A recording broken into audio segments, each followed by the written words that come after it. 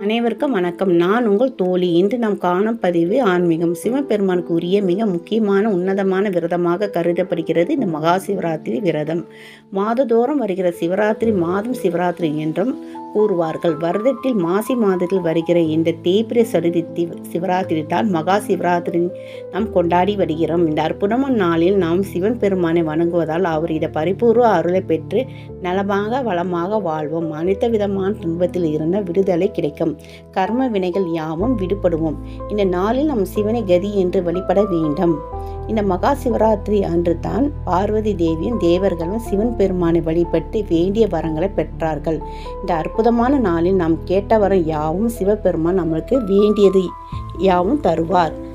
காரிய வெற்றி உண்டாகும், காரிய தடை விலகும். இந்த நாளில் நம் அமைதியுடன் இருந்து சிவபெருமானை நினைத்து கொண்டு சிவநாமத்தை உச்சரித்து கொண்டு சிவன் பெருமான் கோயிலுக்கு சென்று அவரை தரிசனம் செய்து அவருக்கு செய்கின்ற அபிஷேகத்தில் எல்லாத்திலும் கலந்து கொண்டு சிவபெருமானுக்கு நம்மளுக்குள் குடியிருப்பார். இரவு முழுவதும் கண் விழித்து சிவநாமத்தை சொல்லி கொண்டே இருக்கணும்.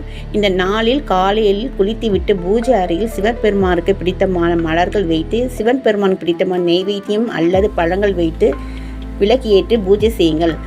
இன்று நாள் முழுவதும் எதுவும் சாப்பிடாமல் இருக்கலாம் அல்லது பழம் ஏதாவது ஒருவேளை சாப்பிடலாம். இரவு முழுவதும் கண் விழித்து மறுநாள் காலை 4 கால பூஜை முடித்த பிறகு கோவிலில் இரவு முழுவதும் இருக்கலாம். அப்படி முடியவிட்டால் வீட்டில் இருந்தால் நாம் இரவு முழுவதும் கண் விழித்து காலையில் குளித்துவிட்டு வீட்டில் பூஜையை முடித்து கொள்வோம்.